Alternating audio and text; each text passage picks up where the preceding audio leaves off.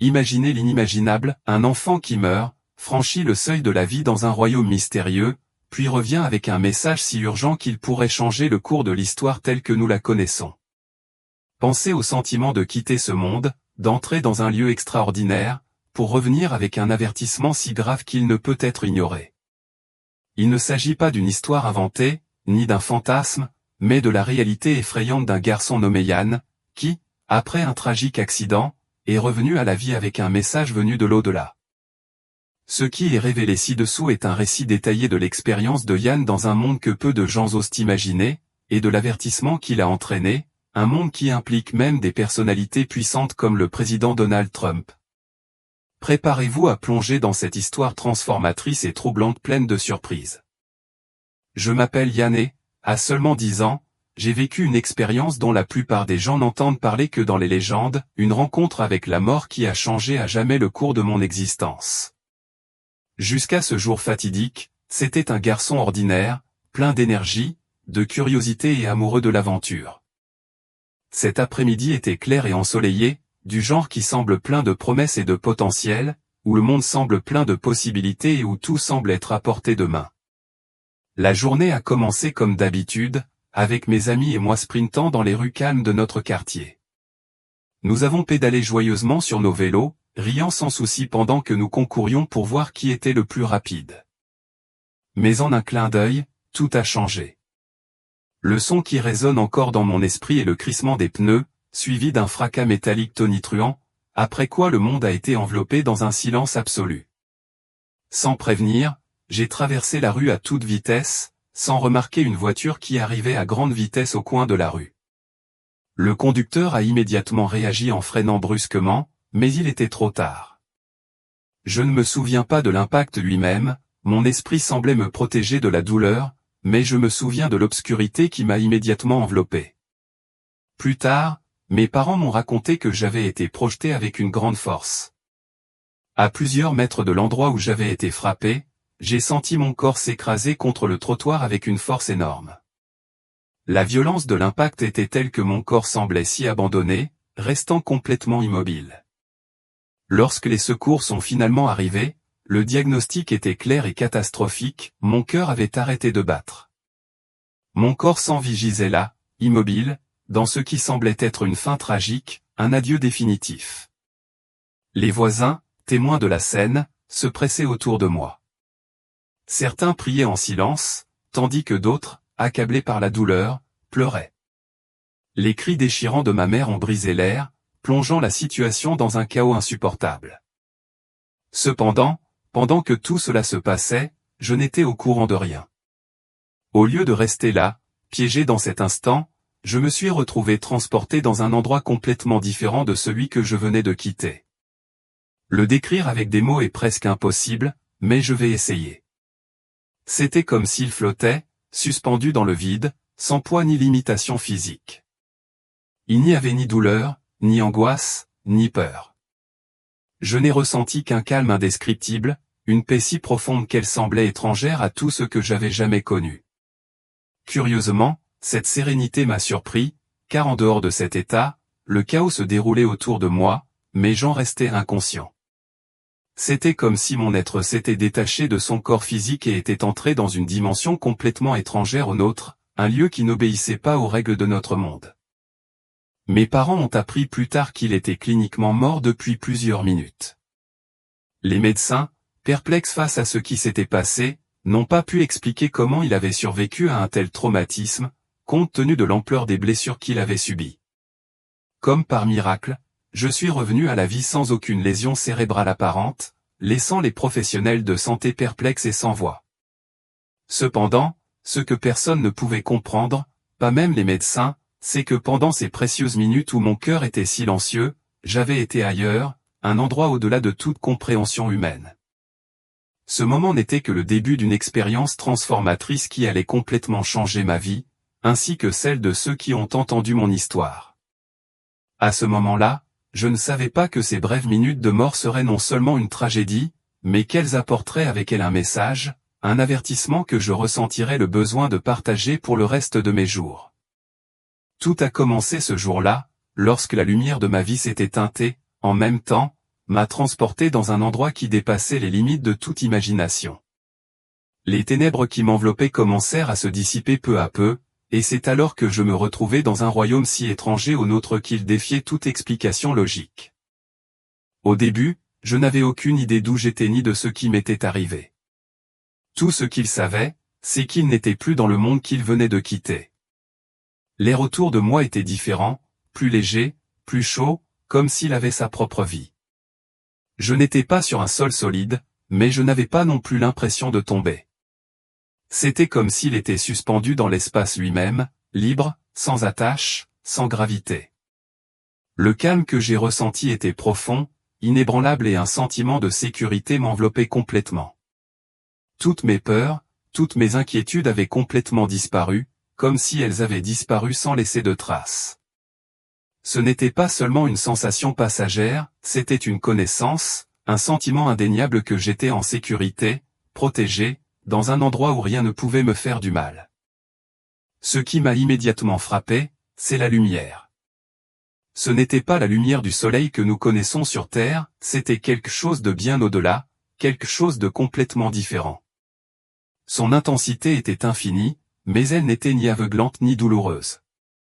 Cela m'entourait complètement, remplissant chaque recoin de l'endroit, rayonnant de toutes les directions avec une douceur que je ne pouvais pas décrire, mais que je trouvais profondément réconfortante. Ce n'était pas seulement une vision que mes yeux capturaient, c'était une expérience que tout mon être pouvait percevoir. Je le sentais, comme une présence vivante, s'approcher de moi avec une douceur qui enveloppait tout mon être dans une étreinte chaleureuse et réconfortante. Aucune explication n'était nécessaire pour comprendre ce qu'il vivait, je le savais instinctivement, comme si toute mon existence s'était alignée sur l'endroit où j'étais.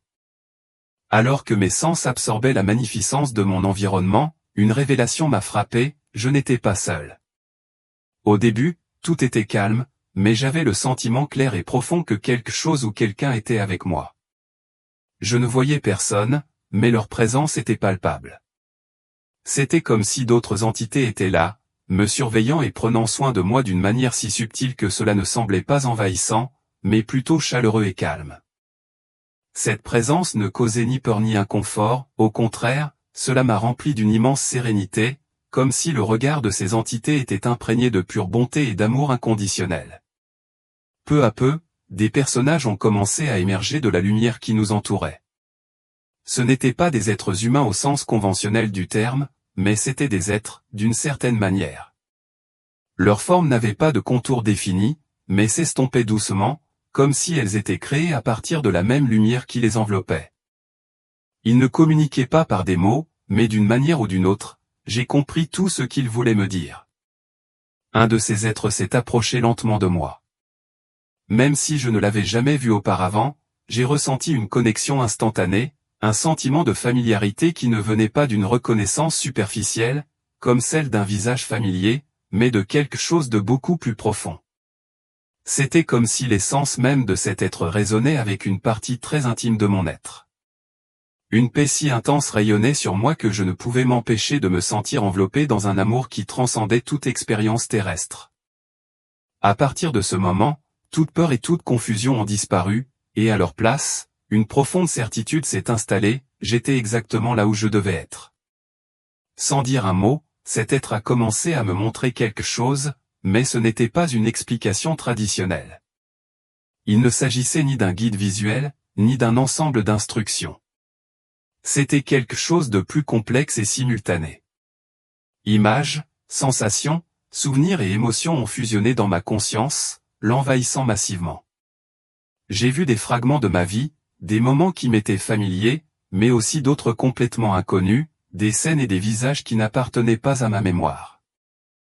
J'ai vu les gens que j'avais aimés et j'ai ressenti avec une si profonde clarté l'amour qu'ils m'avaient donné. C'était un amour plus intense que je n'avais jamais connu, si palpable qu'il me submergeait presque. Mais très vite, les images ont changé et ce que je voyais n'était plus seulement ce que je connaissais. J'ai vu des gens venus de lieux éloignés, dans des lieux que je n'avais jamais visités, des lieux étrangers à mon monde. Certaines de ces visions étaient belles, sereines, mais beaucoup d'autres étaient sombres et inquiétantes. J'ai vu des ombres glisser sur la terre, la recouvrant d'une couche d'obscurité épaisse et écrasante. J'ai vu des conflits, des combats intenses, des visages pleins de fureur et de peur. La douleur que j'ai ressentie à ces moments-là était si réelle que ma propre âme l'a absorbée. Je ne pouvais pas détourner le regard, même si mon cœur le voulait. J'ai ressenti un besoin urgent de demander à l'être avec moi ce que tout cela signifiait, mais avant même de pouvoir articuler un mot, une nouvelle vague d'images et d'émotions m'a envahi. Cette fois, le sentiment était différent. Il ne s'agissait pas simplement d'un ensemble d'images, mais d'une compréhension profonde, presque instinctive, que quelque chose d'important allait se produire. Ce n'était pas seulement un changement, c'était une transformation imminente, une épreuve qui mettrait à l'épreuve les profondeurs de l'humanité. L'urgence de cette compréhension ne laissait aucun doute, un défi approchait, qui allait changer tout ce que nous savions. J'ai ressenti un besoin urgent de faire quelque chose, même si je ne comprenais pas quoi exactement. Le regard de l'être en face de moi était chargé d'un immense amour, mais aussi d'une profonde tristesse, comme s'il essayait de faire passer un message incontournable. C'était comme si sa présence même me parlait, révélant quelque chose qui ne pouvait échapper à ma conscience. En un instant, quelque chose en moi tira fort, un appel venu du monde auquel je venais de dire au revoir. Je ne voulais pas partir.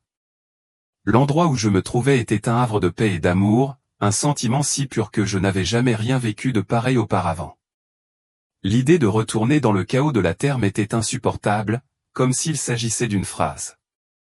Mais l'attraction s'est intensifiée et une vérité incontournable s'est installée dans mon esprit, je n'avais pas le choix, je devais revenir. L'être m'a offert un dernier regard plein de compréhension, comme si tout était dit sans avoir besoin de mots. Même si leurs lèvres restaient fermées, leur message était clair, ce n'était pas mon heure. Ils me renvoyaient en mission, pour transmettre un message important. La lumière qui m'entourait s'est intensifiée jusqu'à envahir complètement ma vision, et en un clin d'œil, tout s'est terminé aussi brusquement qu'il avait commencé. La lumière s'est estompée et soudain, je me suis retrouvé, haletant, le corps douloureux comme si j'avais émergé des eaux les plus profondes. Le monde autour de moi était bruyant, chaotique et tangible, une réalité qui m'a durement frappé. J'entendais le hurlement lointain des sirènes et les voix frénétiques de mes parents. Ma poitrine me brûlait et chaque respiration était un combat. Cependant, au milieu de la confusion, quelque chose était clair en moi, mon retour avait un but. Quelque chose avait changé et j'avais une mission à remplir. Lorsque j'ai ouvert les yeux, j'ai retrouvé les visages angoissés de mes parents, qui me regardaient avec un mélange de soulagement et de perplexité. Elle était vivante. Ils ne savaient ni comment ni pourquoi, mais je savais que je devais expliquer ce que j'avais vécu. J'ai été transporté d'urgence à l'hôpital, où les médecins ont parlé de ma situation comme d'un miracle. Plus tard, lorsque nous étions seuls, j'ai ressenti le besoin de tout leur dire. Même s'il était difficile de traduire en mots l'ampleur de ce que j'avais vécu, j'ai compris que je ne pouvais pas le garder à l'intérieur. J'avais besoin qu'ils sachent que ce que j'avais vécu était réel, que l'endroit où je suis allé existait et qu'il portait en lui un message qui devait être transmis. Ils m'ont montré le monde, ai-je dit, la voix brisée, et ils m'ont dit que quelque chose allait arriver, quelque chose qui allait nous déchirer tous. Ce sera un test pour tout le monde. Mes parents m'écoutaient avec une inquiétude palpable, essayant d'assimiler ce que je leur disais. J'ai vu une lueur d'espoir dans ses yeux, peut-être parce qu'ils parlaient avec une telle conviction. Peut-être voulaient-ils croire que ma survie avait un but plus grand, quelque chose au-delà de ce qu'ils pouvaient comprendre. Quelle que soit la raison, ce dont j'étais sûr, c'est que le message qui m'avait été transmis ne me quitterait jamais. L'avertissement était gravé au plus profond de mon être, et rien ni personne ne pouvait effacer la mission qui m'attendait. Dans les jours qui ont suivi, je me suis retrouvé dans un tourbillon d'émotions et de visions intenses nées de mon expérience de mort imminente. Les images continuaient à hanter mon esprit, si vives et en même temps fragmentées, comme les pièces d'un puzzle dont il m'était difficile d'assembler l'image complète. Au milieu de la confusion, une ombre sombre et suffocante planait sur le monde, dévorant tout sur son passage. À travers cette brume, j'ai vu des gens pris au piège de conflits, se battant entre eux, s'abattant les uns sur les autres dans une spirale de destruction. La vision est restée claire dans mon esprit, et je savais que ce n'était que le début de quelque chose de beaucoup plus grand. Il y avait cependant des aperçus de quelque chose de plus brillant, des moments d'espoir dans lesquels l'humanité s'est unie, et restée ferme dans la lutte pour la justice et quoi. Avait raison, choisissant l'amour plutôt que la peur, alors même que la tension se multipliait autour d'eux. Ces moments d'unité étaient comme des oasis au milieu d'un désert d'incertitude. J'ai réalisé que l'avenir n'était pas écrit, qu'il n'était pas prédéterminé. Le sort des événements n'était pas immuable, cela dépendait des décisions prises par l'humanité.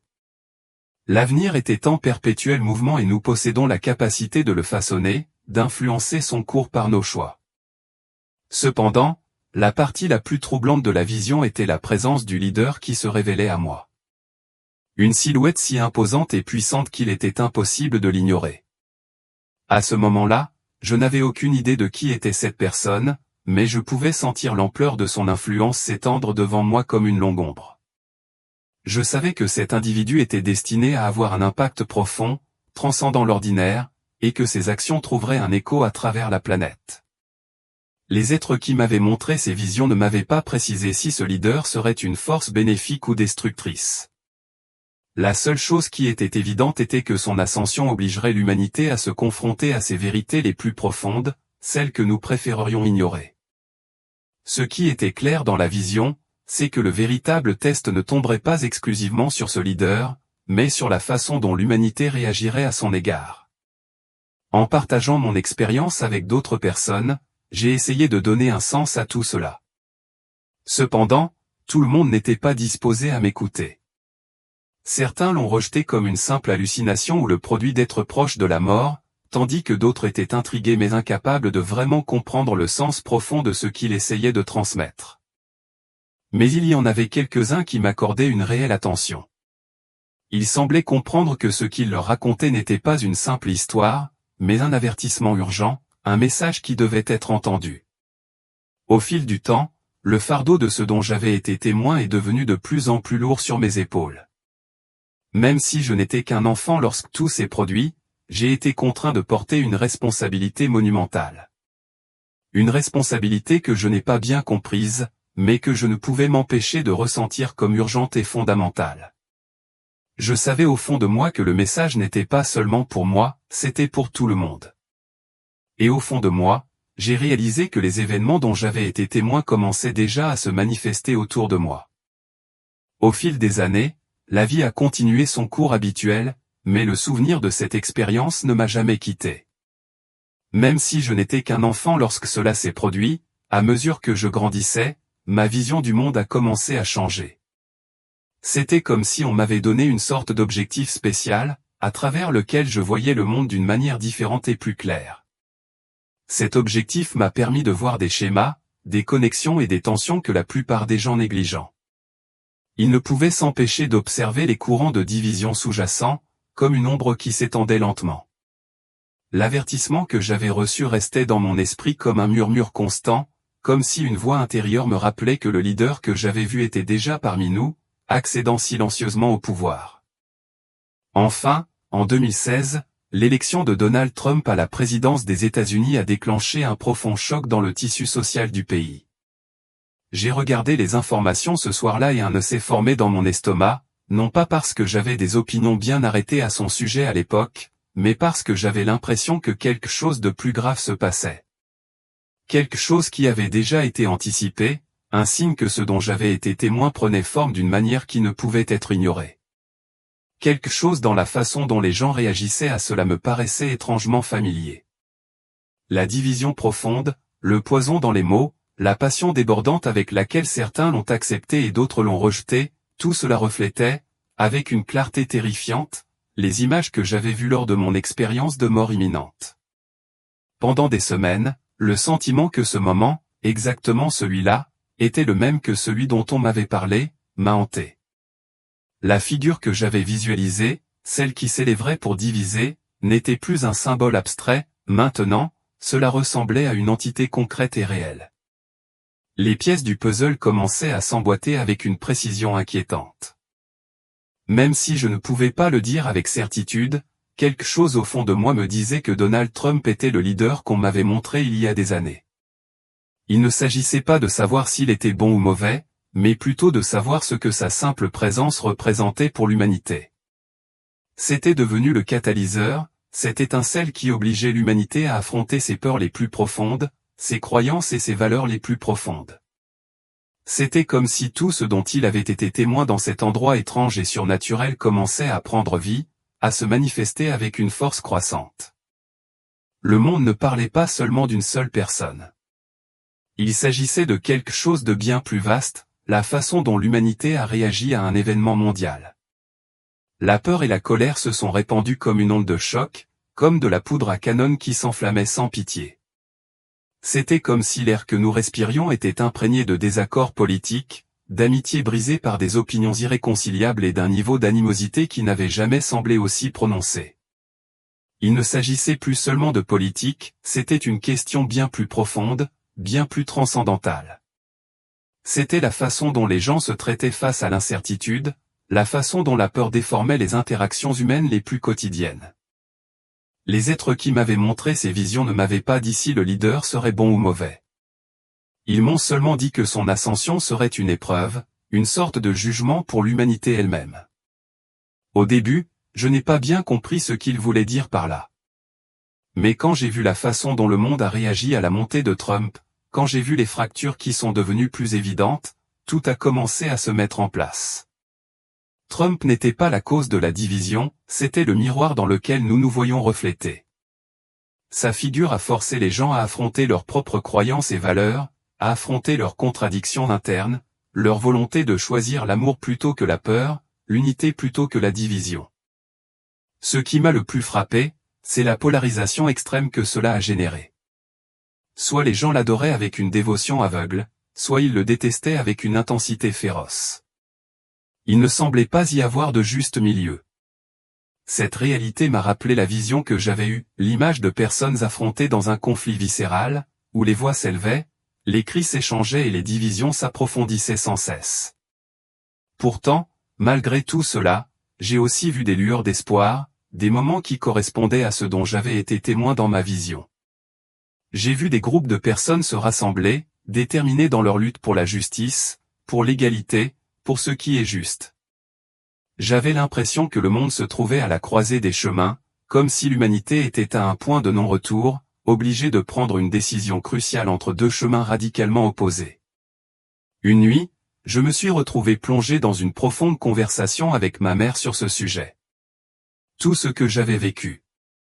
Elle a toujours été une source de soutien indéfectible, même dans les moments où elle ne comprenait pas pleinement le poids de ce qu'elle avait vécu. Sa présence était un refuge constant, une ancre qui me maintenait stable lorsque tout semblait s'effondrer. Avec son regard sérieux mais plein de tendresse, elle m'a regardé dans les yeux et m'a demandé, « Tu penses vraiment que c'est lui qui est dans ta vision ?» Je ne sais pas, répondis-je honnêtement, un sentiment d'incertitude dans ma poitrine, mais j'ai l'impression qu'il l'est. Il ne s'agit pas seulement de lui en tant qu'individu, mais de ce qu'il représente. Il s'agit de la façon dont nous, en tant qu'êtres humains, réagissaient, devant lui et devant les autres. Les êtres qui m'avaient tant montré n'ont pas révélé tous les détails, mais ils ont clairement indiqué que ce leader serait un test collectif pour toute l'humanité. Et maintenant, alors que je regardais le monde qui m'entourait, j'avais fortement le sentiment que nous vivions cette épreuve, que ce moment était le défi qui avait été prédit. Elle hocha lentement la tête, ses yeux reflétant un mélange d'inquiétude et de compréhension, comme si tout ce qu'il disait résonnait au plus profond d'elle. « Alors qu'est-ce qu'on fait ?» a-t-il demandé, sa voix teintée d'un ton qui exigeait des réponses. Je ne savais pas quoi dire. La vérité était qu'il n'avait toujours pas de réponse claire. Malgré tout ce qu'il avait vécu et appris, il n'avait toujours pas les mots justes. Cependant, une chose était claire dans mon cœur, les décisions que nous prenons aujourd'hui façonneront l'avenir d'une manière que, pour le moment, nous ne sommes pas en mesure de comprendre pleinement. Les répercussions de chaque mesure que nous prenons sont profondes et leur portée va au-delà de ce que nous pouvons imaginer. Les êtres m'ont montré un monde sombre, dominé par la peur et l'obscurité, où la colère consumait tout sur son passage. Mais ils m'ont aussi montré un autre monde, dans lequel prévalait l'amour et la compassion, un monde où, malgré les différences, les gens se réunissaient dans un effort commun pour le bien de tous. L'option était sur la table et il n'incombe pas à une seule personne de décider quelle voie suivre. Il ne s'agissait pas d'un dirigeant en particulier, mais de nous tous en tant que société. La présidence de Donald Trump n'était pas simplement un événement politique, c'était une sorte de bilan spirituel et moral, un signal d'alarme nous rappelant que nos décisions comptent, que l'avenir de notre monde dépend de ce que nous choisissons de faire aujourd'hui. Malgré les divisions croissantes et les troubles ressentis aux quatre coins de la planète, j'ai commencé à voir des lueurs d'espoir. J'ai vu des gens qui, au milieu du chaos, ont choisi la gentillesse, qui ont défendu ce qui était juste et ont rejeté le poison de la peur. Il ne s'agissait pas seulement d'un dirigeant ou d'un moment précis de l'histoire. Le message que les êtres m'avaient montré était beaucoup plus profond, il concerne la manière dont nous répondons aux défis qui nous sont posés. Nous sommes mis à l'épreuve non pas par des forces extérieures, mais par ce qui est réellement dans notre cœur et notre esprit. Le résultat de ce test ne dépend pas d'une seule personne ou d'un événement précis, mais des décisions de chacun d'entre nous. Après tout ce que j'avais vécu, je ne pouvais m'empêcher de me demander ce que l'avenir me réservait. La vision qui m'avait été révélée ne concernait pas seulement une personne ou un événement isolé, mais une image plus large de quelque chose de beaucoup plus vaste. Quelque chose qui pourrait nous élever vers un avenir radieux ou, si nous n'agissons pas sagement, nous détruire complètement. Ce qui m'a le plus dérangé n'était pas seulement l'ombre qui s'étendait à travers le monde, mais le fait que je voyais comment cette ombre continuait de grandir. Cependant, il y avait quelque chose dans cette ombre qui n'était pas inévitable. C'est cette certitude qui m'a empêché de dormir de nombreuses nuits. Cette idée, à la fois terrifiante et pleine d'espoir, était ce qui m'inquiétait le plus. Les êtres m'avaient montré deux chemins clairement différents, et alors que j'observais le monde, je me suis demandé lequel de ces chemins nous choisissions à ce moment précis. J'ai commencé à regarder de plus près les décisions quotidiennes des gens. De petits actes, souvent invisibles et apparemment insignifiants, mais qui avaient le pouvoir de déclencher une chaîne de conséquences que personne ne pouvait prévoir. Un geste bienveillant, un mot d'encouragement, un acte de bravoure ou encore un simple commentaire plein de compassion. Ces décisions, même si elles semblaient simples, ont eu un pouvoir transformateur. Et c'était dans ces moments quotidiens où l'avenir se définissait véritablement. Chaque choix semblait avoir un poids inébranlable, comme si quelque chose de crucial était en jeu dans chaque décision, tendre la main ou tourner le dos, défendre quelqu'un ou garder le silence. C'était comme si nous faisions partie d'une grande balance invisible, qui penchait constamment d'un côté ou d'un autre. La colère, qui explosait facilement à la moindre provocation, semblait révéler quelque chose de bien plus profond, quelque chose de plus qu'un phénomène extérieur. C'était comme si l'ombre qui enveloppait tout le monde n'était pas simplement une force extraterrestre, mais une entité interne qui se nourrissait de nos instincts les plus sombres. Le leader que j'ai vu auparavant, que j'identifie désormais à Donald Trump, n'avait pas créé cette ombre. Il avait simplement amplifié sa présence. Ce qui a commencé comme une étincelle s'est transformé en un feu imparable, déjà présent, attendant le moment de s'allumer. Cependant, au milieu de cette obscurité croissante, il ne pouvait pas écarter l'espoir qu'il avait également entrevu. Il y a eu des gens qui ont résisté, non pas par haine, mais par amour. Ils ne se distinguaient ni par leur bruit ni par leur drame, mais ils étaient là, de petites lumières dans une ombre de plus en plus dense. Des professeurs qui, avec une infinie patience, restaient tard pour aider leurs élèves, des voisins qui, dans un acte de solidarité, se sont rassemblés pour se soutenir mutuellement, et des étrangers qui ont offert leur gentillesse en période de désespoir. C'était la résistance silencieuse. Même si leurs efforts semblaient n'être que des éclairs dans l'obscurité, leur lumière était intense et vibrante, un phare qui ne s'éteignait pas face à la tempête. Une nuit, après avoir porté ce poids si longtemps, j'ai décidé de le partager avec mon père. Il m'a écouté en silence, et quand j'ai fini, il a poussé un long soupir, comme si tout le poids du monde glissait dans sa respiration. « Tu portes ça depuis longtemps » m'a-t-il dit.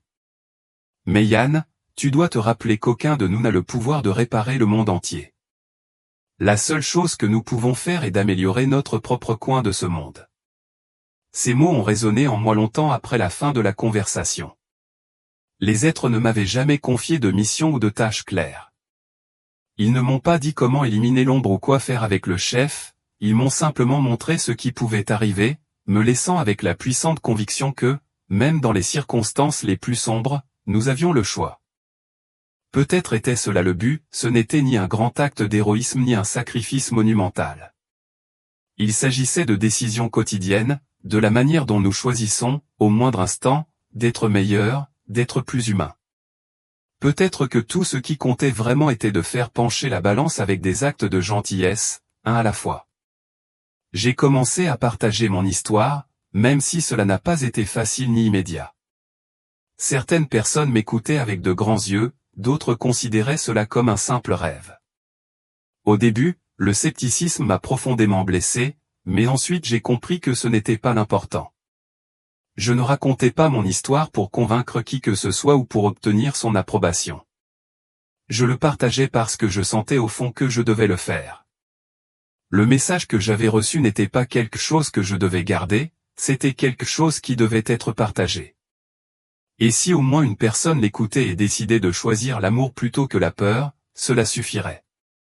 Au fil des années, le monde a continué à refléter la vision qui m'avait été présentée. Les divisions se sont creusées, les disputes sont devenues plus féroces et l'ombre est sans doute devenue encore plus sombre. Mais malgré tout, la lumière n'a pas disparu. J'ai vu les gens défendre leurs convictions, non pas avec haine, mais avec courage et compassion. Les communautés se sont rassemblées, cherchant un terrain d'entente au milieu du chaos et de la confusion. Ce n'était pas un chemin facile ni parfait, mais c'était suffisant pour me rappeler que l'avenir n'est pas scellé, il n'est pas prédéterminé. Quelle est la prochaine étape? Cette question continue de résonner dans mon esprit. Je n'ai pas toutes les réponses et je pense que personne ne les connaît. Les êtres ne m'ont pas montré une fin claire, car le futur continue de s'écrire. Elle continue de se développer, forgée par chacune des décisions que nous prenons quotidiennement. Et c'est peut-être pour cela qu'ils m'ont renvoyé, non pas pour prédire ce qui va arriver, mais pour nous rappeler que nous possédons tous le pouvoir de le façonner. Je ne sais pas ce qui arrivera à Donald Trump, ni aux futurs dirigeants, ni même si l'ombre continuera son avancée. Mais ce que je sais sans aucun doute, c'est ceci, nous en faisons tous partie. Chaque mot, chaque action, chaque choix compte. Les êtres ne m'ont pas dit quoi faire, ils nous l'ont dit à tous. Et si j'ai appris quelque chose dans tout cela, c'est que même la plus petite lumière peut faire la différence dans les endroits les plus sombres. Alors j'avance, partageant mon histoire et essayant de vivre selon le message que j'ai reçu. Ce n'est pas toujours facile et certains jours, le poids de tout cela semble insupportable. Mais dans ces moments-là, je me souviens de la lumière que j'ai vue, de l'amour et de la paix qui remplissaient cet endroit, et je sais que cela en vaut la peine. Nous ne sommes pas simplement mis à l'épreuve, nous sommes confrontés à une opportunité. Et je crois de tout mon cœur que nous avons encore le pouvoir de choisir le chemin de la lumière, un pas à la fois.